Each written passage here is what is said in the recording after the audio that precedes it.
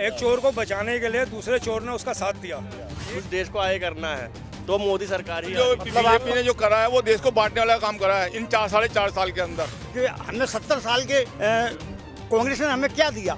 ये जो है मोदी देश को आगे बढ़ाने का काम कर रहे हैं। ठग बंधन वाले जो ग्रुप है इनमें सारे चोर मुसेरे भाई हैं। 4 सालों में, इन 4.5 सालों में जो सबसे ज्यादा सवाल और ये विपक्ष आरोप लगाती रहे कि देश को 4 चीजों में बांट दिया गया, हिंदू, मुस्लिम, गौ और फिर भारत माता की जय। क्या वास्तविकता में ये है? सर जब से इंसान सही हुआ है, ये देश में हिंदू मुस्लिम का बंटवारा करने वाले लोगों ने ये चाल सन 47 से चल रखी है और सन 47 से इन्होंने डिवाइड एंड रूल जो कि अंग्रेजों का था, क्योंकि ये लोग अंग्रेजों के ही पट्टे थे, ये उनके दलाल थे और इन्होंने अपनी गद्दियां लेने के लिए, प्राइम मिनिस्टरशिप लेने के लिए हिंदू मुसलमान का कत्लेआम करवाया और सैलरी रोक दी थी। क्यों? और ये चाल आज भी हिंदुओं का डिवाइड करने के लिए जगह जगह पर ये जातिवाद के आधार पर और डिवीजन करना चाहते हैं और इस देश को का सर्वनाश करने पर तुले हुए हैं। इसलिए इन ठग बंधन वाले जो ग्रुप है इनमें सारे चोर मुसेरे भाई हैं। आज ममता बनर्जी जो उस चोर का साथ दे रही है वो इससे सिद्ध होता है कि सारे चोर हैं और चोरों का साथ देते हैं। आज वही कांग्रेस पार्टी जो ममता बनर्जी के साथ खड़ी है वो 2013 में उसके खिलाफ थी जब उनके घर पे छापा पड़ा था, लेकिन ये लोग समझ नहीं रहे हैं। उन्हें ये लग रहा है कि ये सीधे तौर पे 2019 के राजनीति को देखते हुए हो रहे। क्या आप लोगों को लगता है कि राम मंदिर का मुद्दा फिर से शांत पड़ गया?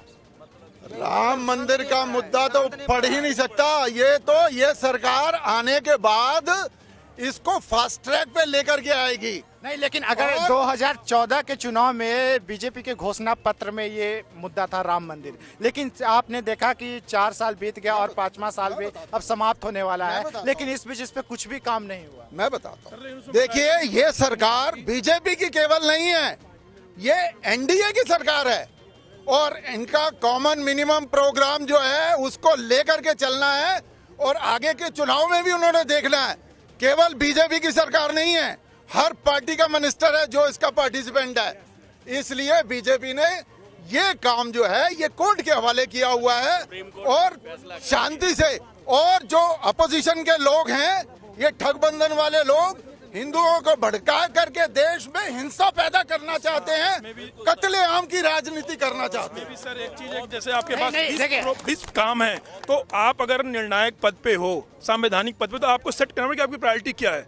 हो सकता है कि तीसरा काम पहले करना पड़े, एक वाला काम 4 नंबर पे करना पड़े, तो प्रायोरिटी में उसको आपको लाना पड़ेगा। प्रायोरिटी में पहले हमारी सफाई थी। लोगों का कहना है कि सुप्रीम कोर्ट में ये मामला है, लेकिन धर्म संसद जो प्रयागराज में जो अभी कुंभ चल रहा है उसे सियासी अखाड़ा बना दिया गया और स्वरूपानंद सरस्वती शंकराचार्य द्वारिका पीठ ने वहाँ धर्म संसद बुलाए और उसके बीच 22 तारीख से वहाँ राम मंदिर की नींव रखी जाएगी, शिलान्यास किया जाएगा। क्या ये सही है? नहीं, ये गलत है, ये बिल्कुल गलत है। आदमी को देश में रहना है। हमारे लिए मुसलमान भाई, पारसी भाई, हम हिंदू सब बराबर हैं।